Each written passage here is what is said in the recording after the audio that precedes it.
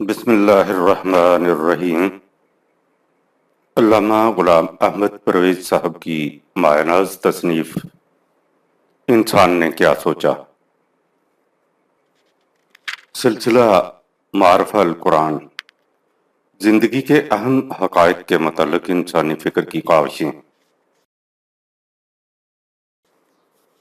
پیش لفظ: انسان دنیا میں رہتا ہے، اس کے سامنے قدم قدم پر زندگی کے مسائل آتے ہیں۔ ان مسائل کی نوعیت کتنی ہی مختلف اور ان کی شکلیں کیسی ہی متنوع کیوں نہ ہوں، ان کا تعلق ان تین شقوں میں سے کسی ایک شق سے ضرور ہوگا، یعنی نمبر 1 انسان اور خارجی کائنات سے متعلق مسائل، نمبر 2 انسان اور انسان کے باہمی معاملات، اور نمبر 3 انسان کی اندرونی دنیا کی کشمکش۔ ان مسائل کے حل کے لیے انسان کو عقل و شعور اور فہم و فراست کی قوت دی گئی ہے۔ انسان کی پوری تاریخ عقل کی ان کوششوں کی داستان ہے جو اس نے ان مسائل کے حل دریافت کرنے کے سلسلے میں کی ہیں۔ عقل کا طریق تجرباتی ہے، وہ مسئلہ پیش نظر کے لیے ایک طریق تجربتاً اختیار کرتی ہے۔ اس میں بے حد محنت صرف ہوتی ہے، وقت لگتا ہے، جانیں ضائع ہوتی ہیں، بعض اوقات خون کی ندیاں بہہ جاتی ہیں، بستیوں کی بستیاں تباہ ہو جاتی ہیں، قوموں کی قومیں ہلاک ہو جاتی ہیں، پھر کہیں صدیوں کے بعد جا کر معلوم ہوتا ہے کہ وہ تجربہ کیسا رہا۔ اکثر اوقات وہ تجربہ غلط ثابت ہوتا ہے، اس لیے انسانی فکر کو ایک نیا تجربہ اختیار کرنا پڑتا ہے۔ اگر وہ کامیاب ثابت ہوتا ہے تو جس وقت اس کی ابتدا ہوئی تھی اس وقت سے لے کر اس کی آخری منزل تک پہنچتے پہنچتے دنیا آگے نکل چکی ہوتی ہے، اس کے تقاضوں میں تبدیلیاں پیدا ہو چکی ہوتی ہیں۔ اس لیے انسانی فکر کو اپنے تجربے پر مزید اضافے کرنے پڑتے ہیں۔ عقل انسانی اس طرح رفتہ رفتہ بتدریج منزل بے منزل طبقاً عن طبقاً تجرباتی طریق سے زندگی کے مسائل کے حل میں آگے بڑھتی آ رہی ہے۔ خون کے دریا پیرتی، آگ کی خندقیں پھاندتی، مصیبتوں کے پہاڑوں پر سے گزرتی، مشکلات کے سمندروں کو عبور کرتی، ٹھوکریں کھاتی، ہڈیاں توڑواتی، اپنے ہمت شکن اور حوصلہ فرسا سفر کو طے کرتی چلی آ رہی ہے۔ ایک مکتب فکر یہ کہتا ہے کہ چونکہ انسان کے پاس عقل کے علاوہ اور کوئی ذریعہ علم نہیں، اس لیے اس کے سوا اور کوئی چارہ کار نہیں کہ انسان ان تمام جگر سوز مشقتوں کو برداشت کرے اور ناکام تجارب کی صعوبتیں برداشت کرتا ہوا عقل کی رہنمائی میں زندگی کا سفر کرتا رہے۔ لیکن ایک دوسرا گروہ ہے جو یہ کہتا ہے کہ زندگی کے مسائل کے لیے انسان کو تنہا عقل کے تجرباتی طریق کے سپرد نہیں کیا گیا، بلکہ ایک اور ذریعہ علم بھی ہے جس کی روح سے یہ صحیح اور غلط راستے میں فوراً امتیاز کر سکتا ہے اور اس طرح ناکام تجارب کی مصیبتوں سے بچ کر امن و عافیت سے منزل مقصود تک پہنچ سکتا ہے۔ اس طرح نہ صرف یہ کہ انسان اس قدر جاں کا مشقتوں سے بچ جاتا ہے، بلکہ جو راستہ عقل کے ناکام تجارب کی روح سے صدیوں میں طے ہوتا تھا وہ چند لمحوں میں طے ہو جاتا ہے۔ طے شود جاتا ہے صد سالہ باہے گاہے۔ لیکن یہ ذریعہ علم ہر انسان کے اندر اس طرح ودیت کر کے نہیں رکھ دیا گیا جس طرح حیوانات میں جبلت انسٹنکٹ ہے۔ اس کا علم خاص افراد انسانیہ کی وساطت سے نوع انسانی کو دیا گیا ہے، اس کا نام وحی ہے۔ اگر انسانی عقل ناکام تجرباتی طریقہ کار کی بجائے وحی کی روشنی میں شاہراہ زندگی پر گامزن ہو تو جیسا کہ اوپر کہا گیا ہے انسان بے حد مشقتوں سے بچ جاتا ہے اور اس کی تمام توانائیاں جو اس کی ناکام تجارب کی نظر ہو جاتی تھیں زندگی کے تعمیری نتائج مرتب کرنے میں صرف ہوتی ہیں، اور اس طرح انسانیت برق رفتاری سے اپنی منزل مقصود کی طرف बढ़ती चली जाती है। वही अक्ल इंसानी को मरदूद करार नहीं देती, न ही उसकी तहकीर व तजलील करती है। वो अक्ल का बड़ा एहतराम करती है। वो कहती सिर्फ ये है कि जिस तरह इंसानी आंख के लिए सूरज की रोशनी की जरूरत है, इसी तरह अक्ल के लिए वही की रोशनी की जरूरत है। तन्हा अक्ल की रूह से जिंदगी के मामलात का हाल तलाश करने और इस तलाश में अक्ल को वही की रोशनी में चलाने का फर्क ऐसा ही है जैसा एक अंधे और आंखों वाले का नए नए रास्तों पर सफर करने का फर्क। यह है इस दूसरे ग्रोह का दावा। इन दोनों ग्रोहों के नुकाते नजर को मालूम कर लेने के बाद अब आगे बढ़िए जिस मकाम पर हम आज खड़े हैं। अगर वहां तक पहुंचकर अक्ल इंसानी हजार नाकाम तजारब के बाद ही सही इंसानी जिंदगी के तमाम मसाइल का हकीकी हल दरियाफ्त कर चुकी है, तो फिर यह सवाल ही पैदा नहीं होता कि इंसान को अक्ल की राह इख्तियार करनी चाहिए या वही की। वही का मंशा भी तो जिंदगी के मसाइल हल करना था। वो मसाइल अगर वही की मदद के बगैर हल हो चुके हैं तो मामला खत्म हुआ। अब अक्ल और वही की बहस ही बेकार है।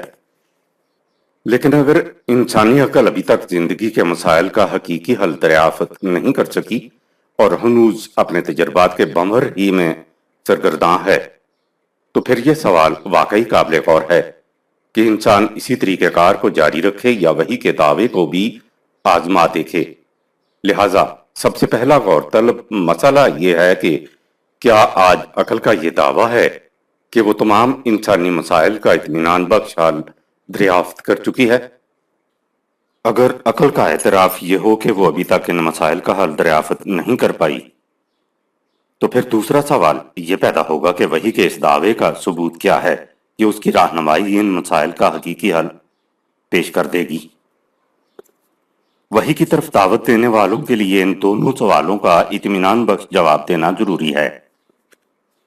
यानी इन सवालों का जवाब कि क्या अक्ल इंसानी तमाम मसाइल हयात का हल दरियाफ्त कर चुकी है या नहीं, और वही के इस दावे का सबूत क्या है कि उसके पास तमाम मसाइल जिंदगी का हल मौजूद है।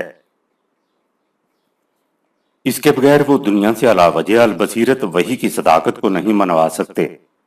इसके लिए जरूरी है कि पहले इंसानी जिंदगी के अहम और बुनियादी मसाइल को मुतय्यन किया जाए और उसके बाद ये देखा जाए कि इंसानी फिक्र ने इन मसाइल के हल के लिए इस वक्त तक क्या क्या कोशिशें की हैं। फिर ये देखा जाए कि इन उलूम व फनून के जो आयमा फिक्र आज मौजूद हैं उनका क्या दावा है। क्या इनका ये दावा है कि उन मसाइल का इत्मीनान बख्श हल दरियाफ्त हो चुका है, या वो इन नाकाम तजारब के हाथों को नाला हैं और उनके हकीकी हल की तलाश में सरगर्दां हैरान। इससे हमें पहले सवाल का जवाब मिल जाएगा।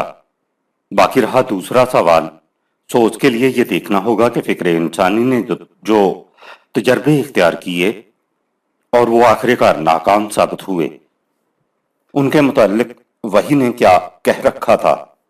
अगर उनकी बाबत वही ने पहले ही कह रखा हो कि इन तजर्बों का नतीजा तामीरी नहीं तकरीबी निकलेगा, तो उससे हम इस नतीजे पर पहुंच सकते हैं कि वही की रोशनी फिलवाक़या अक्ल को इन मुसीबतों से बचा सकती है जो उसे नाकाम तजारब के हाथों उठानी पड़ती हैं।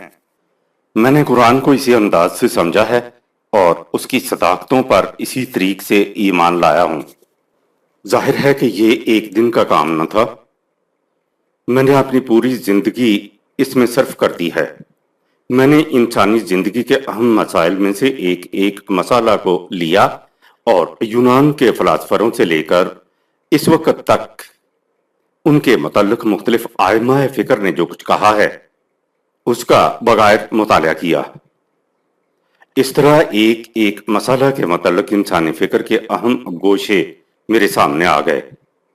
इसके बाद मैंने इंसानी फिक्र की इस 2500 साल की कदोकाविश का मुतालिया कुरान करीम की रोशनी में किया, या कुरान का मुतालिया उस फिक्र की रोशनी में। कुरान का इस तरह मुतालिया करने का नतीजा ये निकला कि उसका एक एक दावा जिंदा हकीकत बनकर सामने आ गया। इसके बाद मेरे लिए जिंदगी के मुख्तलिफ मसाइल के मुतल्लिक قرآن کی رہنمائی کا تعین کچھ مشکل نہ رہا۔ مجھے قرآن کی صداقتوں پر جو یقین اس طرح حاصل ہوا ہے وہ نہ زبان سے بیان ہو سکتا ہے نہ قلم سے ادا۔ میں اس نعمت کبریٰ پر جو میرے نزدیک ساری دنیا کی نعمتوں سے بلند ہے، علم و ایقان کے سرچشمہ حقیقی کی بارگاہ سمدیت میں قدم قدم پر سجدہ ریز ہوں، کیونکہ اس کی عطا کردہ توفیق و جنوں کے بغیر اس مسافت کا قطع کرنا میرے حیطۂ تصور میں بھی نہیں آ سکتا تھا۔ مدت سے میرا جی چاہتا تھا کہ جس انداز سے میں نے قرآن سمجھا ہے اس میں دوسرے ارباب ذوق و فکر کو بھی شریک کر سکوں، لیکن یہ مرحلہ بجائے خود بڑا ہمت طلب تھا۔ علاوہ دوسری مشکلات کی اس میں ایک دقت یہ بھی پیش آ گئی کہ تقسیم ہند کے بعد کم و بیش وہ تمام کتابیں جن سے میں نے فکر انسانی کے مختلف گوشوں کا مطالعہ کیا تھا ہندوستان میں رہ گئیں، اور میرا انحصار بیشتر ان یادداشتوں پر رہ گیا جو میں نے وقتاً فوقتاً اپنے پاس رکھ لی تھیں۔ یہاں آنے کے بعد ان کتابوں میں سے اکثر ایسی تھیں جن کے آسانی سے مل سکنے کا سوال ہی پیدا نہیں ہوتا تھا۔ تقسیم کے بعد بھی ان عنوانات پر جو کتابیں شائع ہوئیں وہ یہاں کسی لائبریری میں نہیں مل سکتی تھیں، اس لیے انہیں اپنی بساط کے مطابق ذاتی طور پر منگانا پڑا۔ یہ موانع ہمت شکن تھے، لیکن مقصد پیش نظر کی اہمیت بارہا تقاضا کرتی تھی کہ اس کتاب کا مرتب کرنا نہایت ضروری ہے۔ بالآخر مقصد کی اہمیت موانع پر غالب آ گئی اور بتوفیق ایزدی یہ کتاب مرتب ہو گئی۔ باوجود ضروری کتابوں کی عدم موجودگی کے میرے پاس مسالہ میٹیریل اتنا تھا کہ اس سے ہر عنوان ایک مستقل تصنیف بن سکتا تھا، لیکن چونکہ میرا مقصد ان مسائل پر مستقل تصانیف مرتب کرنا نہیں تھا، اس لیے اس سارے مسالہ میں سے صرف اتنا حصہ لیا گیا جسے ضروری سمجھا گیا۔ شروع میں میرا ارادہ یہ تھا کہ فکر انسانی کی ان کوششوں کا ذکر اور اس کے بعد ان مسائل حیات کے متعلق قرآن کی تصریحات ایک ہی جلد میں آ جائیں، لیکن اس انتخاب و اختصار کے باوجود فکر انسانی کے متعلق حصہ ہی اتنا ضخیم ہو گیا کہ اس میں قرآنی تصریحات کی گنجائش نہ رہی۔ لہذا کتاب کو 2 جلدوں میں تقسیم کر دینا پڑا۔ جلد اول کا عنوان ہے انسان نے کیا سوچا، اور جلد 2 میں یہ بتایا جائے گا کہ ان مسائل کے متعلق خدا نے کیا کہا۔ ان دونوں جلدوں کو میری مسلسل تصنیف معارف القرآن کے سلسلہ ہی کی ایک کڑی سمجھیے۔ جلد پیش نظر کے ضمن میں 2 امور کی صراحت ضروری ہے۔ ایک تو یہ کہ مسائل متعلقہ کے ضمن میں جو کچھ لکھا گیا ہے اس سے مقصود ان مسائل کی فکری تاریخ نہیں، مقصود نہ صرف یہ بتانا ہے کہ انسانی فکر نے ان مسائل کے متعلق عام طور پر کیا سوچا ہے اور وہ آج کس مقام پر کھڑا ہے، دوسرے یہ کہ ایک شخص کے لیے اگر ناممکن نہیں تو مشکل ضرور ہے کہ وہ زندگی کے تمام گوشوں سے متعلق علوم و فنون پر منتہیانہ نگاہ رکھتا ہو۔ میں نے ان مختلف علوم کا مطالعہ ایک طالب علم کی حیثیت سے از خود کیا ہے۔ میرے مطالعہ میں غلطی کا بھی امکان ہے اور سہو کا بھی، لہٰذا آپ آئندہ اوراق کا مطالعہ کرتے وقت اس حقیقت کو نظر انداز نہ کریں، اور جہاں آپ کو کوئی بات غلط نظر آئے مجھے اس سے مطلع فرما دیں۔ اس نقطہ کو بھی پیش نظر رکھیے کہ اس کتاب میں میرا مخاطب طبقہ وہ نہیں جو ان علوم و فنون کا ماہر ہے۔ میرے اولین مخاطب وہ لوگ ہیں جو ان علوم سے واقف نہیں، اس لیے میں نے کوشش کی ہے کہ اسلوب بیان ایسا طالب علمانہ رکھا جائے جس سے ایک مبتدی بھی بات سمجھ سکے۔ بعض احباب معاشیات سے متعلق باب میں تشنگی محسوس کریں گے۔ اس کی وجہ یہ ہے کہ معاشیات پر میں ایک الگ کتاب نظام ربوبیت شائع کر چکا ہوں اور ذاتی ملکیت کے تصور کے متعلق ایک جداگانہ کتاب کی تصنیف میرے زیر نظر ہے۔ ان کتابوں سے معاشیات کے باب کی کمی کی تلافی ہو جائے گی۔ جو حضرات مغربی علوم سے براہ راست واقف نہیں، ان کے لیے میری اس کوشش ناتمام کی افادیت واضح ہے۔ میں چاہتا تھا کہ یہ حضرات جو قرآن سے ذوق رکھتے ہیں معلوم کر سکیں کہ ان کے زمانے کے تقاضے کیا ہیں اور ان کے متعلق انسانی فکر نے کیا کچھ سوچا ہے اور عقل انسانی آج کس مقام پر کھڑی ہے۔ اس لیے کہ میرے نزدیک قرآن کو کبھی سمجھا نہیں جا سکتا جب تک ہم اپنے زمانے کے تقاضوں کو نہ سمجھ لیں۔ اس کتاب عظیم یعنی قرآن کی نوعیت عجیب و غریب ہے۔ اس نے انسانی زندگی سے متعلق ابدی حقائق کو اس انداز سے پیش کیا ہے کہ اس سے ہر زمانے کے انسان اپنے زمانے کے تقاضوں کے مطابق رہنمائی حاصل کر سکتے ہیں، اور جوں جوں زمانہ آگے بڑھتا جاتا ہے اس کے حقائق منکشف ہوتے چلے جاتے ہیں۔ یہی وجہ ہے کہ کسی ایک دور کا فہم قرآن ہمیشہ کے لیے رہنمائی حیات نہیں بن سکتا، یعنی قرآن تو مستقل رہنمائی کا سامان اپنے اندر رکھتا ہے، لیکن مختلف زمانوں کے انسان اپنے غور و فکر سے جو رہنمائی اس سے حاصل کرتے ہیں وہ ان کے زمانے کے تقاضوں اور اس زمانے کی علمی سطح کے مطابق ہوتی ہے۔ اسے ابدیت کی حیثیت حاصل نہیں ہو سکتی۔ بنابراین جو لوگ چاہتے ہیں کہ قرآن سے رہنمائی حاصل کریں، ان کے لیے ضروری ہے کہ اپنے زمانے کے تقاضوں اور اس دور کی فکری کاوشوں سے متعارف ہوں۔ مجھے امید ہے کہ میری یہ محنت اور کاوش ان حضرات کے سامنے ایک نئی دنیا کا باب کھول دے گی اور ان معلومات کے بعد وہ قرآن کو بہتر انداز سے سمجھ سکیں گے۔ باقی رہے وہ حضرات جو مغربی علوم سے واقف ہیں، تو ضروریات زمانہ ہر شخص کو اتنی فرصت کہاں دیتی ہے کہ وہ مختلف گوشوں کے علوم و فنون کا مسلسل مطالعہ کر سکیں۔ وہ زیادہ سے زیادہ یہی کر سکتا ہے کہ اگرچہ اتنے کچھ کرنے والے بھی بہت کم ملتے ہیں کہ انہیں جس خاص شعبے سے ذوق و شغف ہے اس میں مسلسل مطالعہ جاری رکھیں۔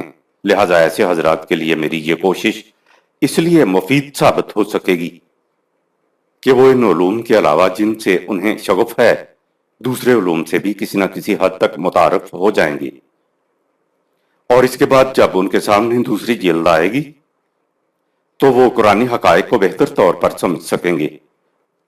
اگر میری ان کوششوں سے چند نفوس بھی ایسے پیدا ہو گئے جن کے دل میں قرآن کی رہنمائی کا یقین علی وجہ البصیرت ابھرا آیا تو میں سمجھوں گا کہ مجھے میری دیدہ ریزیوں اور جگر سوزیوں کا صلہ مل گیا۔ حقیقت یہ ہے کہ قرآن سے میرا عشق مجھے مجبور کرتا ہے کہ ایک ایک کا ہاتھ پکڑوں اور اس سے التجا کروں کہ جو کچھ میں نے دیکھا ہے تم بھی ایک نظر دیکھ لو۔ محبت کیوں تمام افقد رقابت میاں کی عزت، بطوف شعلہ پروانہ با پروانہ میساز۔ اور چونکہ میرا یہ عشق خالی جذبات پر مبنی نہیں بصیرت پر مبنی ہے، اس لیے میری اپیل بھی محض عقیدت سے نہیں بصیرت ہی سے ہے۔ میں بچشم خود دیکھ چکا ہوں کہ انسانی زندگی کے مسائل کا حل قرآن کے علاوہ اور کہیں سے نہیں مل سکتا۔ اس یقین کا عام کرنا میری زندگی کا مقصد ہے۔ وما توفیقی الا باللہ العلی العظیم۔ آخر میں اپنے صدیق عزیز ڈاکٹر رضی الدین Siddiqui, vice chancellor Peshawar university کا سپاس گزار ہوں کہ انہوں نے اپنی گوناگوں مصروفیات کے باوجود اس کتاب کے مسودہ کو دیکھا اور کئی ایک مقامات پر میری رہنمائی فرمائی، لیکن اس کا اظہار و اعتراف ضروری ہے کہ اس میں جو تسامحات ہیں وہ ان میں شریک نہیں۔ اس کی ذمہ داری تمام تر مجھ پر ہے۔ ہمارے ہاں لیتھوں کی چھپائی کے جو نقائص اور مصائب ہیں ان سے وہی حضرات واقف ہو سکتے ہیں جنہیں اس طباعت سے واسطہ پڑتا ہے۔ اس اعتبار سے میرا خیال تھا کہ اس کتاب کو ٹائپ میں طبع کرایا جائے، اس لیے بھی کہ اس میں انگریزی کے الفاظ بڑی کثرت سے آئے ہیں، لیکن چونکہ ابھی تک عام نگاہیں ٹائپ کے حروف سے مانوس نہیں، اس لیے مجھے یہی مشورہ دیا گیا کہ اسے اپنی دوسری تصانیف کی طرح خط نستعلیق ہی میں چھپوایا جائے۔ بنابراین اس میں جو کتابت کی غلطیاں یا طباعت کے نقص رہ جائیں انہیں گوارا فرمائیے۔ کتاب کی کاپیاں ستمبر سن 1954 میں طباعت کے لیے تیار ہو چکی تھیں، لیکن طباعت کی مجبوریوں کی وجہ سے کتاب دسمبر سن 1955 سے پہلے نہ چھپ سکی۔ کتاب کے پہلے 2 باب مادہ اور ان کے خواص سے متعلق ہیں۔ یہ موضوع خشک اور فنی ہے۔ جو احباب اس موضوع سے دلچسپی نہ رکھتے ہوں وہ کتاب کو تیسرے باب سے شروع کر سکتے ہیں۔ ابتدائی ابواب میں انگریزی کے بعض الفاظ بھی صاف نہیں، آگے چل کر یہ نقص رفع ہو گیا ہے۔ پرویز 6 دسمبر سن 1955۔ بسم اللہ الرحمن الرحیم۔ مقدمہ طباسانی۔ جب سن 1956 میں یہ کتاب پہلی مرتبہ شائع ہوئی تو مجھے اس کی توقع نہیں تھی کہ یہ زیادہ مقبول ہوگی، اس لیے کہ ایک تو یہ موضوع بڑا خشک اور فنی سا تھا اور دوسرے اس کے مضامین مشکل اور دقیق تھے۔ لیکن جس تیزی سے اس کا نقاش ہوا اس سے مجھے تعجب اور تعجب سے کہیں زیادہ خوشی ہوئی۔ خوشی اس سے کہ ہمارے ہاں ارباب فکر اور نظر کی اتنی کمی نہیں جتنی نظر بظاہر دکھائی دیتی ہے۔